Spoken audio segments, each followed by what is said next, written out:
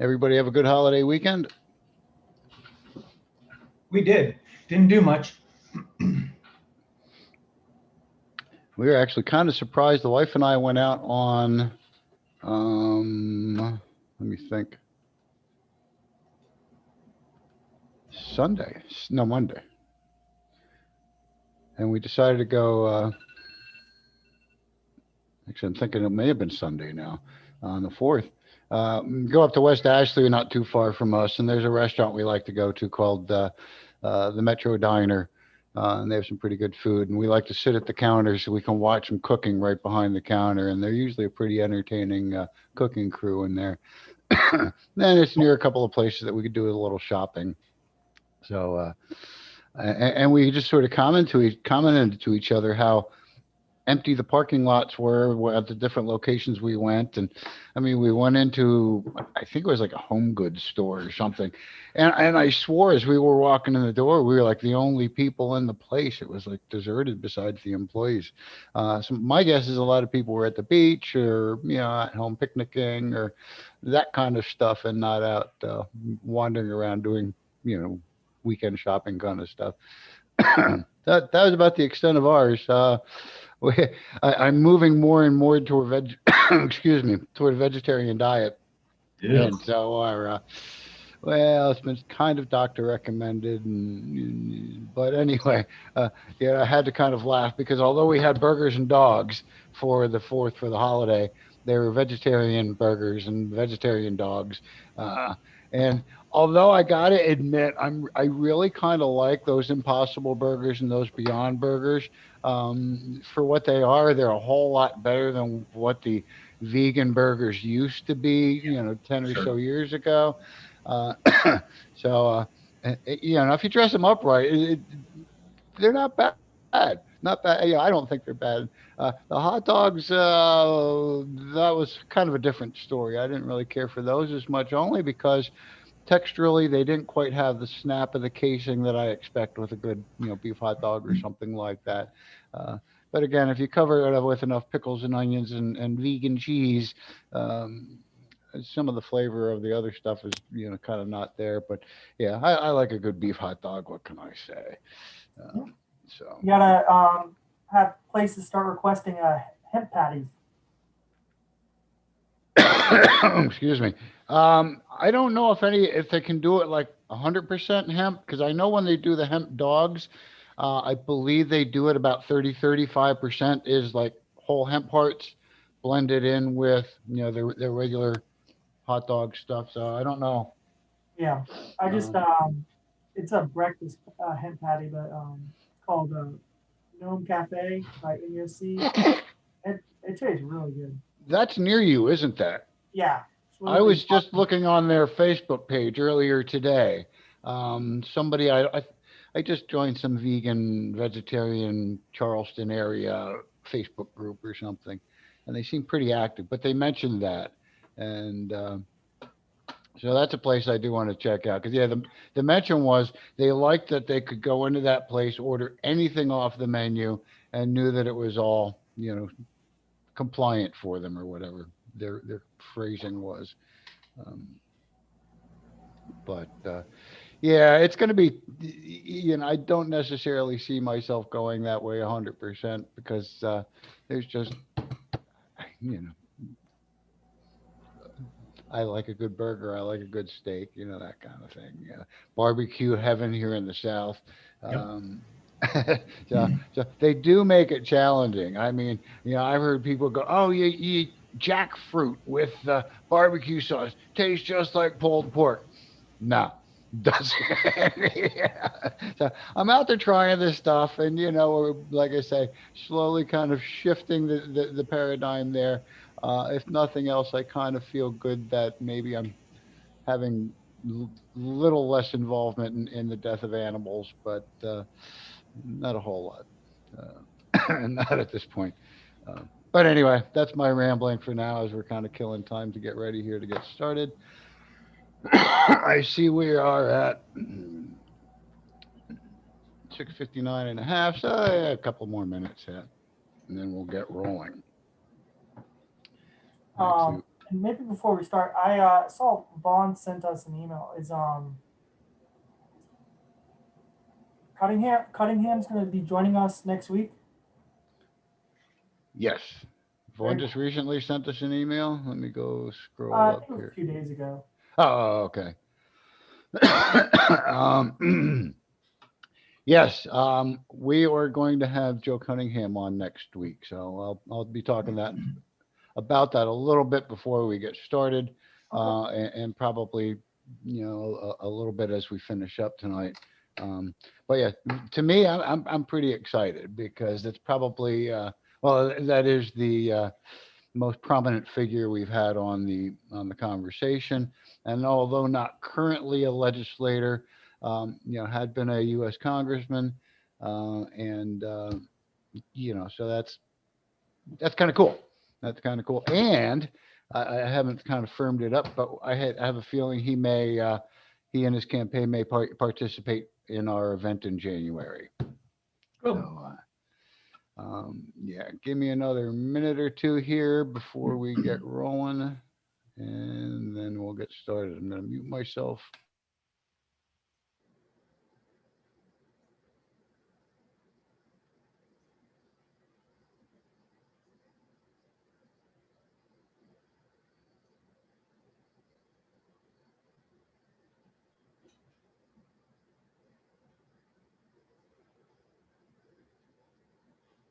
Hey, Scott, you know the metal tins that the not the FDA, but NIDA was sending the 300 cigarettes out to the patients? You know what I'm talking about? I know the things you're talking about. I've never seen one. Oh, I can hook you up with a link to buy them from the wife of Robert Randall. I don't know how many of those she has, but she's got them back from late 70s, I think, all the way up until he passed away in 2001. Wow. I'm going to buy one just because I want to be able to say, look, your government was the main dealer in the 70s, 80s, 90s, and 2000. Yes, that would probably be the main reason to want to own one, is something along those lines, is the fact that it was government issued cannabis. Yeah, and, prescription. Mm-hmm. Yeah. I sat on in like a book club with another cannabis club I'm in, and I got to listen to Irvin Rosenfeld, who's also a member of the that program, and I think he auctions off his tens because he's still an active participant in that, and gets his 10 every month or every quarter. That'd be somebody nice to get on here. That would be interesting. Yes.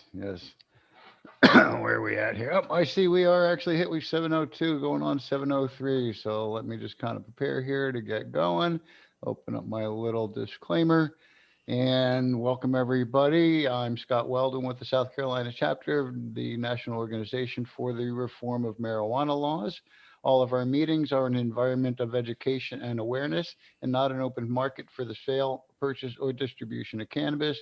We do not encourage or condone illegal behavior of any kind.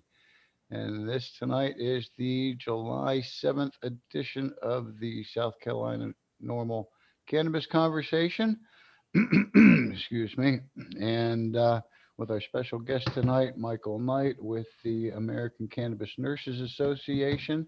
Before I officially introduce Michael, I do want to sort of sidetrack a tiny little bit here and just remind everybody or mention to everybody.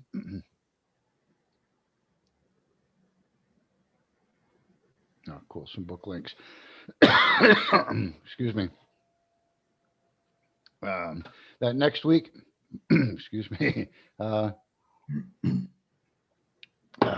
next week on July 14th, we will be having former Congressman Joe Cunningham, also current candidate for governor of South Carolina.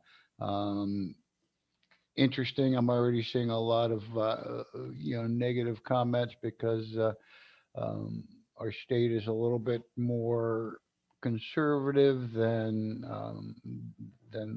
liberal. So yeah, it'll be an interesting battle to see kind of how it goes.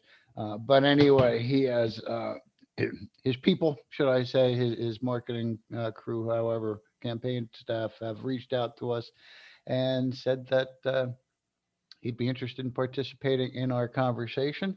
Uh, Beyond that, I really can't say a whole lot more, um, except for kind of keep an eye out through the weekend or early next week for news and news from his campaign office, and then again we'll be talking to him on Wednesday. And with that, we are going to have an opportunity to do a little bit of question and answer with him. We are going to be kind of controlling the conversation a little bit from our end by asking anybody out there that has questions to email them to us at normalsouthcarolina@gmail.com. That's NORML, South Carolina, all one word, at gmail.com. So if you have any questions for Joe Cunningham for our conversation next week, please have them out to us by the end of Tuesday so we can at least have Wednesday to kind of review and prioritize how we want to address the questions based on our time frame.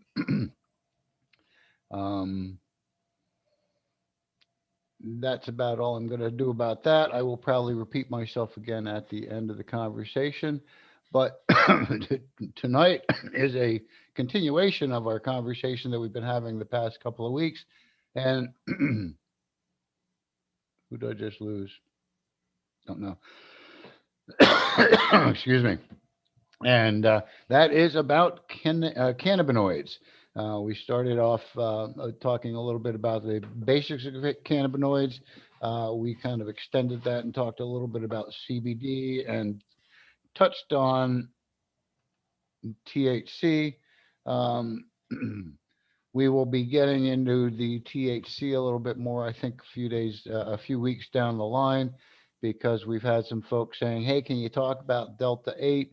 And so I'm trying to educate myself a little bit more. And of course, as I first start looking into the Delta 8, which I know very little about, but I do know a little more now. Somebody says, well, hold it. What about Delta 10? And then I go looking and there's like a Delta 6 and a Delta 3A. And it's all a matter of where certain parts of the molecule are attached to the other part of the molecule. And it's that science stuff that I usually slept through in high school. So, interesting kind of stuff. Apparently, because of the placement along the, I want to call it chain, but wherever it's placed in there can tend to have different effects on people or on humans. So we want to talk about that a little bit more, and I'll share with you what I know, and hopefully I can find a guest to come in from one of our other chapters and maybe fill us in a bit more than I can. With that said, we're also looking forward to, in a couple of weeks, I think we scheduled tentatively for the 21st, we'll have our Secretary Von Postum back on again, talking about certificates of analysis. So mark that on your calendar. That should be rather interesting as well. But tonight we have again with us Mike Harvey with the Cannabis Nurses Association. American Cannabis Nurses Association, excuse me, I missed the word there on the front, and a veteran.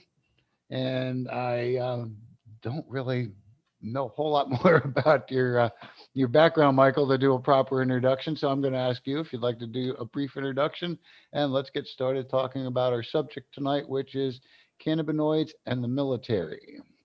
Hey, thanks, Scott. So yes, so just brief history on me. I am a cannabis nurse, been for the last 3 years, but I'm also currently finishing up the last of my 40 years in the military.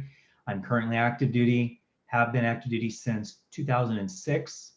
But along with my cannabis journey, I began using CBD just about 2 years ago. Was on a lot of medications that the SSRIs for depression that cause, lots of other side effects. sleeping meds with black box warnings that you clearly shouldn't be on for a long time. But I had been on these drugs for 8 to 10 years and a slew of other drugs. Luckily, no narcotics, no opiates. But so in my research, I'm well aware of as a soldier that THC is forbidden. But it's interestingly enough that education based on the other cannabinoids, CBG, CBC, CBN, are not discussed in the ASAP training, in at least in the Army, and I'm assuming that's similar across all the branches. So I'm going to just talk about the cannabinoids in the military and a little bit of information, and then if you have any questions, we'll go from there. See if I'm going to, can I steal the slide to share? Let me find the right button.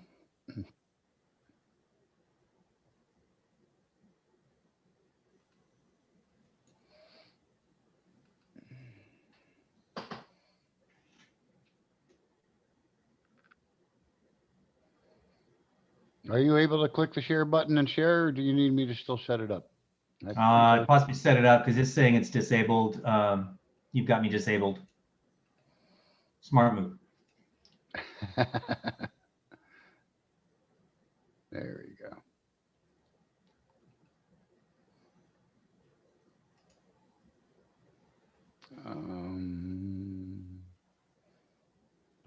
Of course, you do have the screen also. If you just want to pull up what you have, that would be fine. You should be able to share it now. Okay.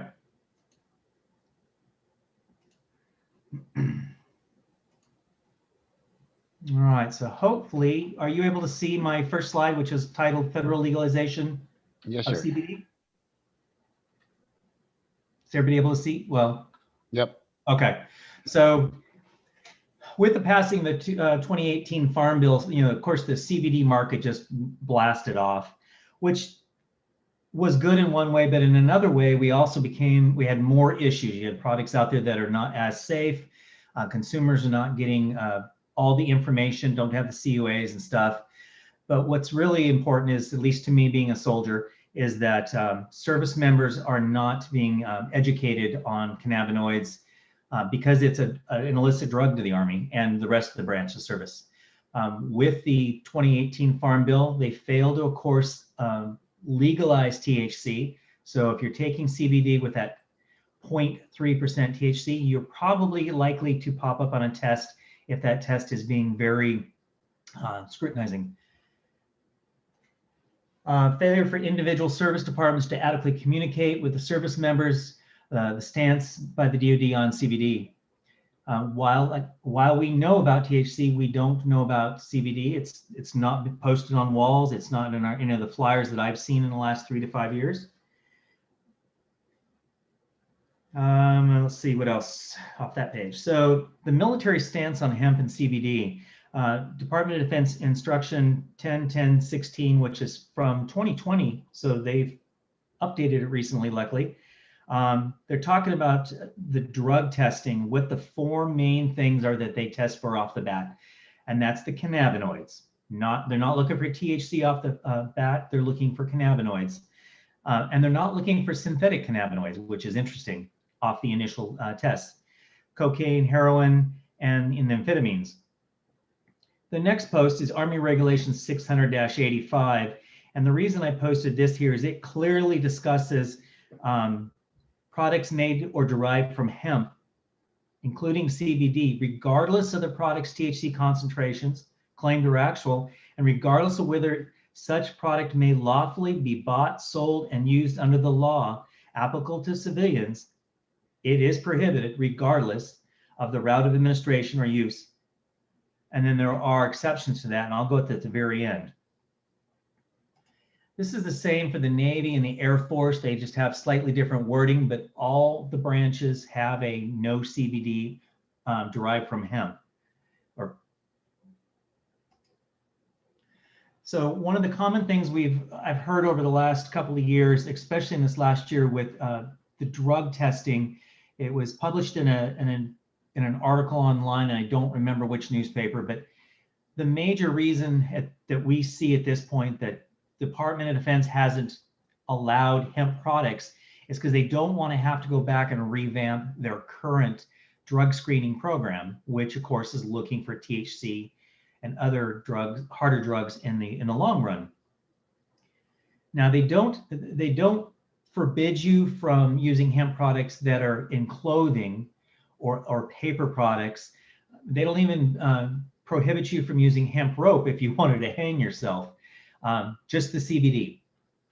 This information is not readily accessible to our service members. I had actually 3 months ago requested that our public affairs officer allow me to do a brief 5 to 10 minute video on how using CBD in the military can be detrimental.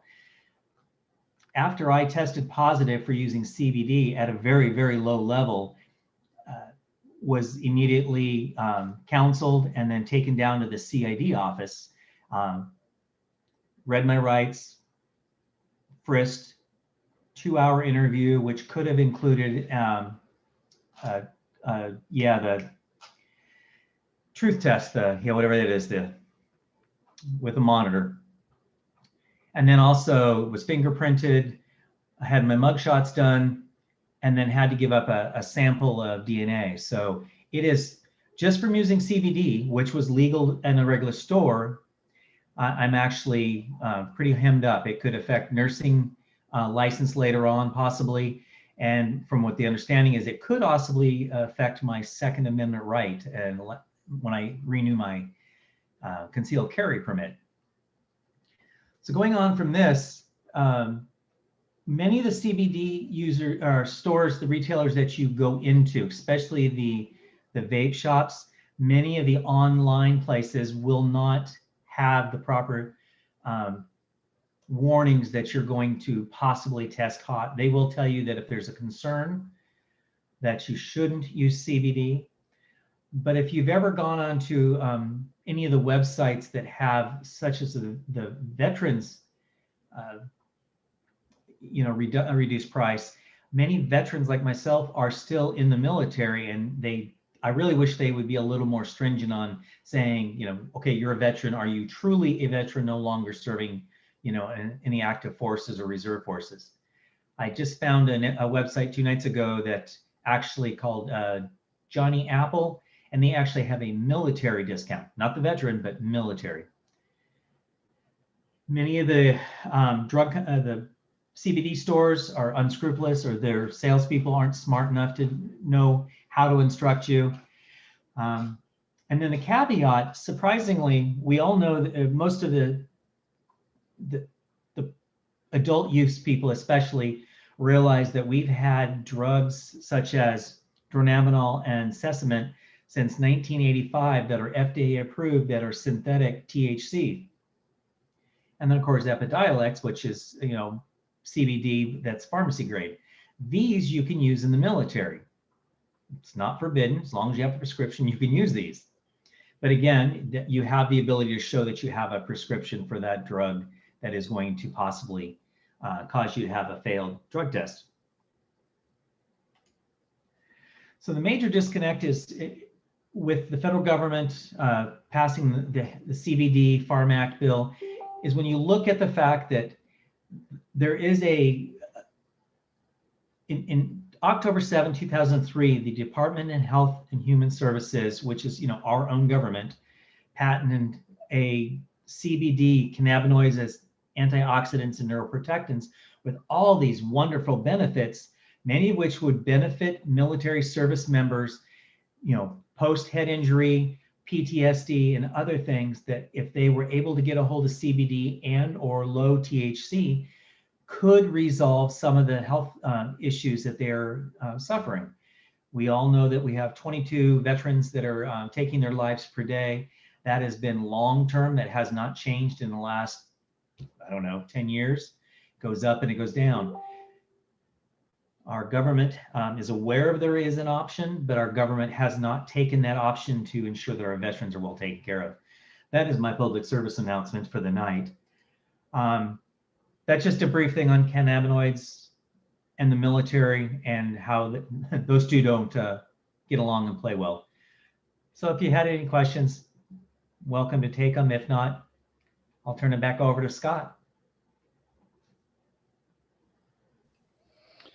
Well, I have a question, obviously, is to someone who would test positive for cannabinoids in their system in the military.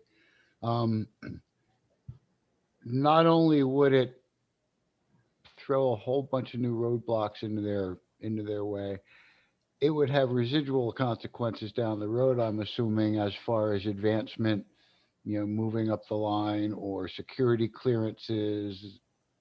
You agree with that conception? Oh, that's very true. So immediately after I tested positive, my security clearance was actually revoked.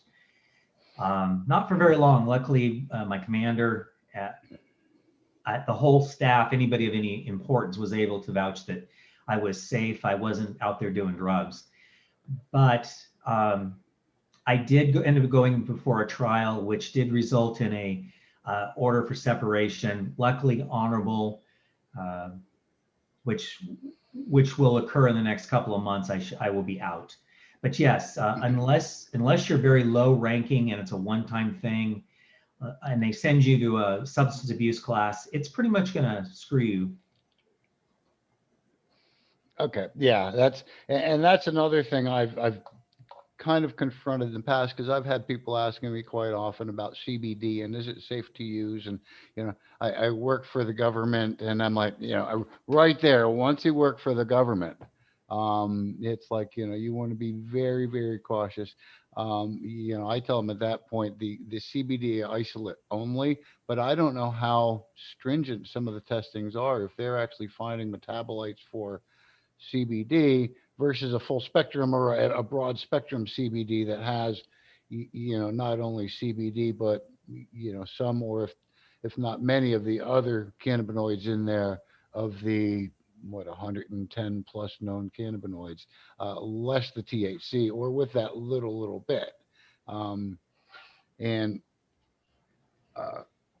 it's not a joke, because, it's something that could really affect your employment with the government.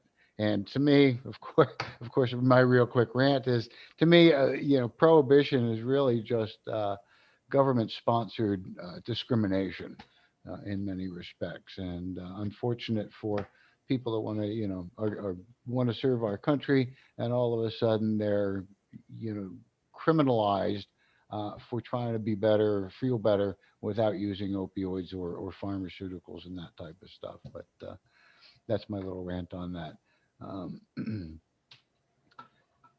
Do you know anything about the testing? I mean, was it just a urine test? Did they follow up with blood testing in your process, Mike? No, it's just a urine testing. That I'm aware of, they don't use blood. And at this point, they're not using saliva. And that I'm aware of, they're not using hair. It doesn't, I mean, the urine test is just specific enough. And especially since cannabis residual, sits in your system for up to a month. Mm-hmm. You're a heavy user. Okay. I thought about you earlier today because I got an email from basically from Paul Armentano at National. Paul is our deputy director, and he is the one that was the I basically want to say editor of the Emerging Clinical Applications book. And it's not quite ready yet, but the new 2021 version of it should be available in the next month or so. We've got a link to a beta version that we can kind of all take a look at, and at the chapter here. He does mention that they've added well over 100 new peer-reviewed studies to the book, so that will be upgraded. Now, we still do have a stock of some older ones we'll be trying to send off to politicians in the meantime, and probably what we'll do at that point is link them to the newer version until we kind of clear inventories. but that way they'll have access to the newer updated information as well when we communicate with them. I did a PubMed search this morning and utilized the words cannabidiol, cannabis, and marijuana, and there were 2,000, I think, 600 peer-reviewed articles in PubMed. Okay. We're not talking newspapers. We're not talking anything that would be pro-cannabis, of course. So. But basically a organization that is about publishing medical information. Yeah, PubMed is by the National Institutes of Health. It's their publication library. It's a free. Okay. It's a free service. Just Google PubMed. It's not difficult to use. You can put in, single search words, multiple search words, and it'll pull up anything you want. It's impressive. I use it daily. Interesting. Thank you for that. Also another application, if you're ever interested, it's called Cannabis. Now it's a pay site, but if you would ever be interested, I can run you through it.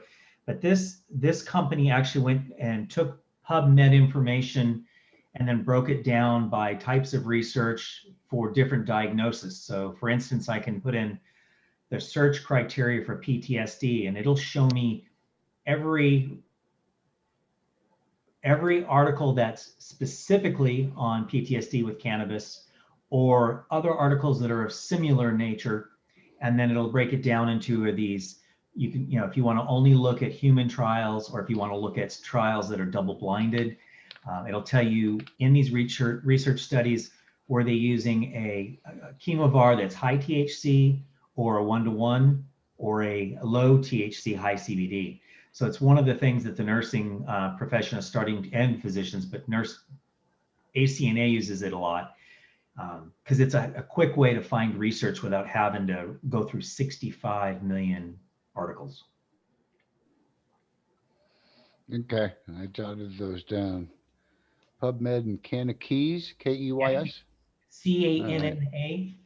KEYS.com. KANNA or CANNA? C. Okay, I did have it right. I do want to remind you still have your share on. Okay. So if you want to turn off your share.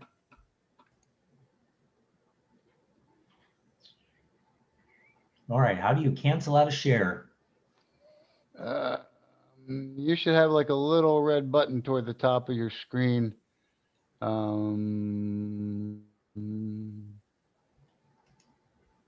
Yeah, I'm not seeing it. Can you pull it back from your end? Probably. Let me take a quick peek.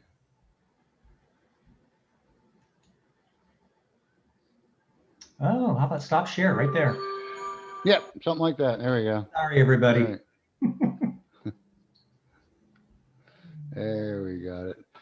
All right, I got to resize that window because I don't want to look at myself that big. Give me a second here to kind of catch up on the chat window and see what's going on over here. Cody's been sending us all a little bit of info. We were talking about the Delta 8, Delta 9 info. It's legal, but so again, is hemp flower in South Carolina, but SLED and law enforcement still confiscating it and arresting people and saying they can't tell the difference, so they're going to harass the shit out of people.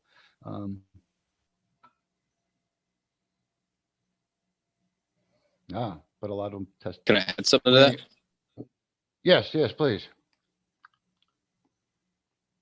Yeah, so for the Delta 8, Delta 10, as long as the Delta 9 is under 0.3, which is federally legal, it's legal. Now, mind, kind of going back to what Jalen were saying with now how accurate is that COA? The problem I've had testing distillate and cartridges and stuff like that is 96% of the stuff I've tested is like 3 to 5% THC. It's super illegal, right? So you really have to ask the people at the store, to what state was the process and all the different standards and stuff like that. One of the things I'm doing in August, and I was going to email you to see if I can talk about it in the future, is in August I'm going up to essentially SLED. I'm working with ACLU right now to try to get in there with the whole hemp flower thing, because although they say it should be illegal and they're enforcing it. There's also another definition in there saying that as long as it's in a marketable form, it's legal. So I guess they just don't want people handing flour, hand over cash or whatever like that. Like it needs to be in packaging or whatever it might be. And I think that's the first step of clarifying that issue. And then I'm going to help them the decriminalization of it, and try to go, hand in hand and try to fight this. Because what they're doing, in my opinion, is an abuse of power. Who tells them what is right and what is wrong with the whole hemp flower issue? Correct. And I agree. They're overstepping their authority when it comes to saying you can't have that out there. What is it you're doing in the industry? You're doing testing, you're doing processing. Just kind of clue me in a little bit. Grower. The reason I'm a grower. The reason and I'm I was also asking, going to send you a question for. Okay. Go ahead. Keep going. Sorry about that. The reason I'm asking that was because we're scheduling an event in January and we're starting to reach out to different nonprofits and some politicians. And in our conversations with our board, we're looking for also possibly, processors, growers, people that are already in the industry. The main focus of our conference in January is going to be decriminalization, the reasons why we need to decriminalize, and we're going to, as normal, be focusing on how to decriminalize by local ballot initiative. But we're hoping to have some legislators there also talking about how to decriminalize at the state level, and move that forward. So just want to, with a farmer, plant the seed if you might be interested in participating at an event and/or collaborating with us on that, because I'm sure you have some aspects of views of the law as it stands now and how it needs to be changed differently than I would as a consumer advocate. You're looking at it from a farmer's advocate kind of perspective. Yeah, because there wasn't a lot of thought process put into the plan. So like as it's written, since I'm a permitted farmer in the state, I can grow it legally, but I can't sell it to people without a license. So that's stores or whatever, but it's okay if I sell it out of state.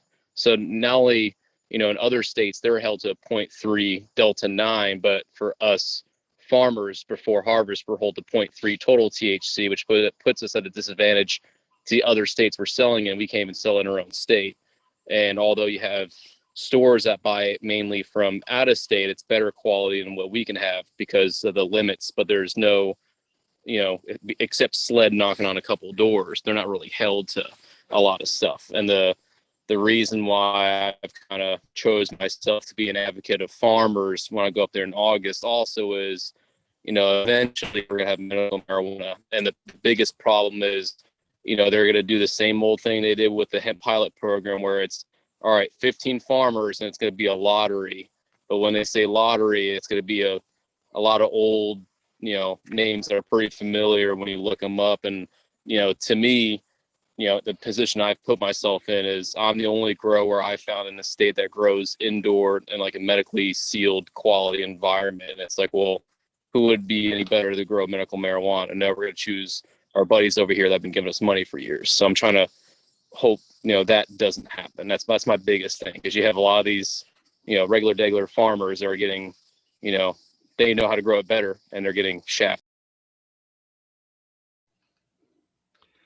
Well, it is considered the good old boy state as far as I know. Mind you, I've lived in South Carolina just about 5 years, actually just a little over 5 years. So it's been a learning experience for me.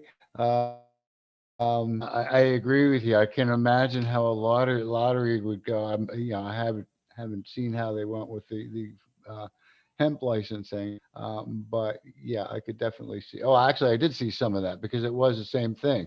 There were some big names on the list as they were starting to decide who's going to get the hemp growers licenses here in the state, and I know there are some folks that are trying to address the hemp limits.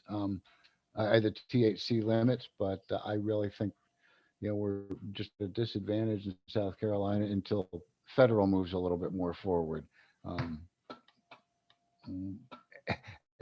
And with that said, I mean, the comments by Clarence Thomas this past week, who's supposed is a very relatively conservative Supreme Court justice, very conservative.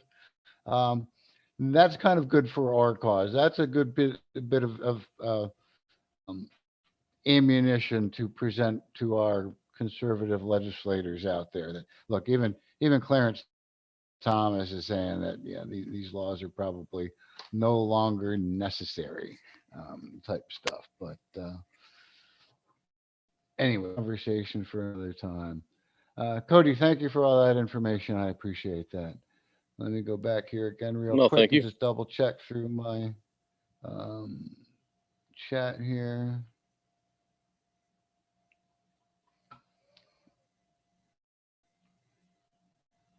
Okay, I'm not seeing any other questions in the chat at the moment.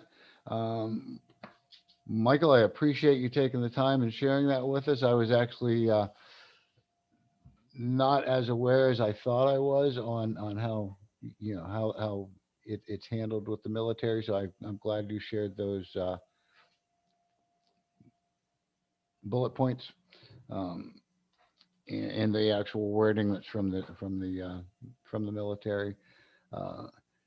Again, it just permitted discrimination here, something that's, especially when you're talking CBD product, it's legal in all 50 states as far as I know. I don't think there's anywhere you can't purchase CBD, but yet the military is still saying, and I'm assuming it's because they can't tell the difference, and the test can't necessarily tell the difference, and instead of testing for actual impairment, it's just a way to say, hey, this is a way for us to just discriminate you because, because we've been demonizing this product for decades now. And I'm hoping to see that change. And to be quite honest with you, that sort of brings me back around a little bit to how we started our conversation tonight. And that was my reminder that the gubernatorial candidate for South Carolina is Joe Cunningham, which is one of, I believe there's actually McLeod, what's her first name? I believe she threw her hat in. But Joe Cunningham will be on the conversation next week. Joe was on a veterans committee when he was a congressman. He does care about vets, but again, I would ask you to, if you have any questions for Joe, regarding legalizing in South Carolina or anything marijuana related in South Carolina, and specifically, reflecting off tonight's conversation, his thoughts on, prohibition and what, and veterans, and is there anything as a governor that he would even be able to do? They have kind of limited power till it gets to the end, whether even, my question almost wants to be, and I don't know if I'll quite go there, but, if we maintain a conservative controlled House and Senate, does he even think he can persuade legislators to propose and move forward decriminalization and or legalization legislation? We're watching this go on in Pennsylvania, my home state, where it's Governor Tom Wolf and Lieutenant Governor, oh crap, now I forgot his name, Furstenberg, heck, I forget. He's very prominent. I swear he was a wrestler sometime in the past, but the lieutenant governor hanging marijuana leaf flags out the window at his office of the state house, and they're trying to push legislators in Pennsylvania to move forward legalization legislation. They already have medical in Pennsylvania, and they want to move forward with full adult use. At least the governor and the lieutenant governor do. South Carolina, the picture is a little bit different. We don't have a governor or a lieutenant governor that have any interest in moving even decriminalization legislation, let alone medical legislation, forward. And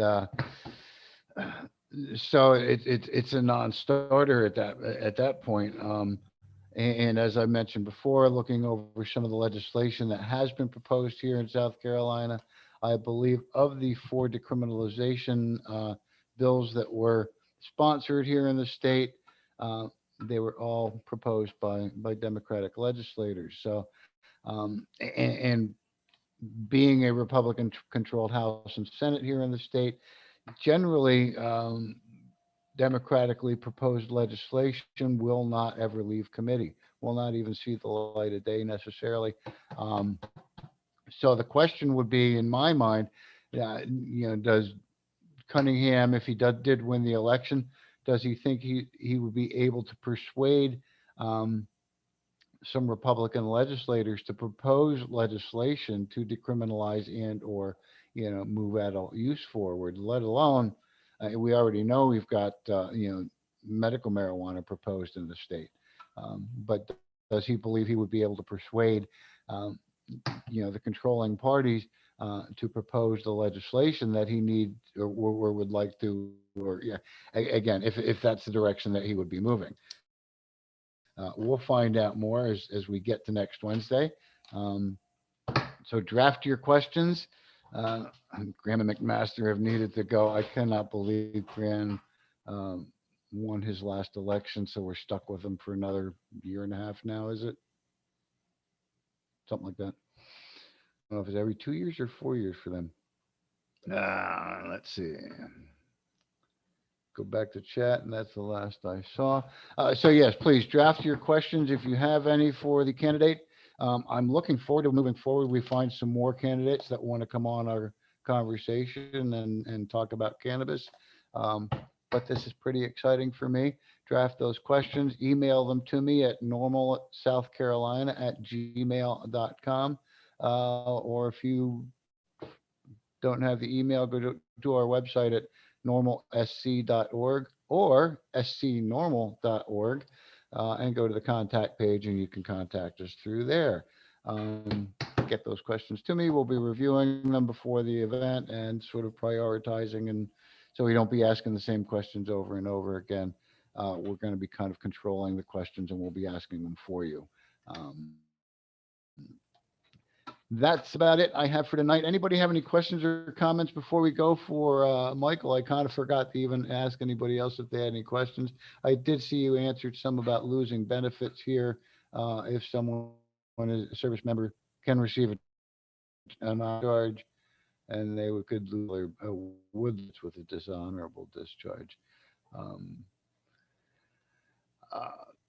I've heard some other things over the years where many people are let go with less than honorable, I think, and you can still receive benefits, if I'm correct on that. So there's, I guess, some leniency allowed in the process, or So much. I was wondering along the lines of veterans, like if they, went to go get help and they had, they had their system, would they lose benefits?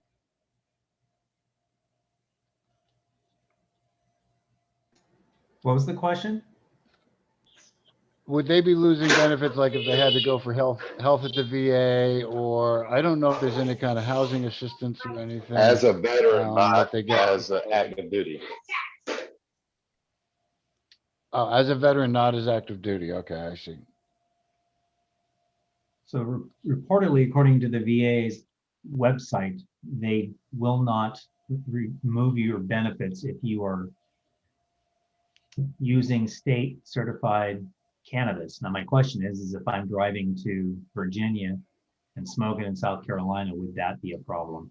You're supposed to just annotate your use of cannabis or CBD just to plan it into your treatment plan, because there are a number of drug interactions. They're not supposed to really alter your care unless there's, unless it's the cannabis is going to actually block your treatment or something, but it's not supposed to count against you. But I'll let you know in a couple of months when I go to the VA and self-identify that I'm a cannabis nurse and I'm using it. If you don't hear from me again, you know it's not true. Uh-oh. He's in the gulag somewhere. Threw him down a deep, dark hole so he can never speak to the public again. Oh, man. Good luck. Good luck. I appreciate everything that you do. Boy, that just made me forget exactly what I was going to say, though, after that. Hopefully I remember it later. Oh, yes, that reminds me what I wanted to mention. The one thing that I saw, that you mentioned in your slide, that we saw in your slide, that they are testing for cannabis, but not synthetic cannabinoids. They're looking for cannabinoids, but not synthetic. To me, that is just like so hypocritical, because those to me are the dangerous. I mean, although those are also the pharmaceutical ones, those are the ones, synthetic cannabinoids, that are found in what's that stuff they have on the street? Special K, or the synthetic marijuanas that people are all whacked out on. And that's what scares me, unless those are something different than what they're discussing. So what the military does is they have a set parameter of drugs that they're going to check for, and that's for those 4 that I read. And then they add a number of substances that they rotate. So one month they may do LSD and synthetic cannabinoids, or another night they may do steroids.